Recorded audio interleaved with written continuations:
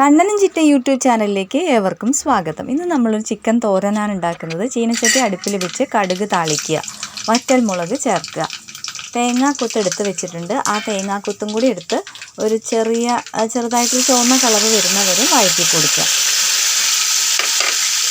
നമ്മൾ ആദ്യമേ തന്നെ തേങ്ങ ചിരകിയിട്ട് അതിലേക്ക് ഗരം മസാലപ്പൊടിയും ഉപ്പും മുളക് പൊടിയും കൂടി ചേർത്ത് കൈകൊണ്ട് തന്നെ തിരുമ്മി മാറ്റി വെച്ചിട്ടുണ്ട്.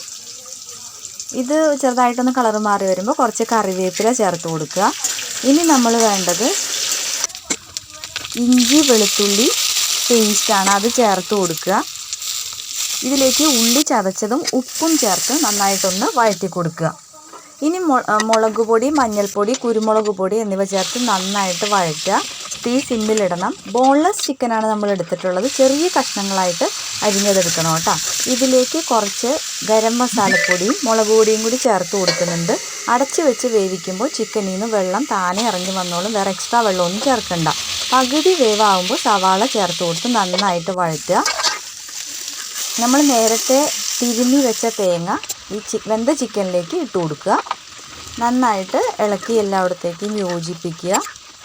കുറച്ച് കറിവേപ്പിലയും വെളിച്ചെണ്ണയും കൂടി ലാസ്റ്റായിട്ട് ആഡ് ചെയ്ത് കൊടുത്തു കഴിഞ്ഞാൽ നമ്മുടെ ചിക്കൻ തോരൻ ഇവിടെ റെഡിയായി.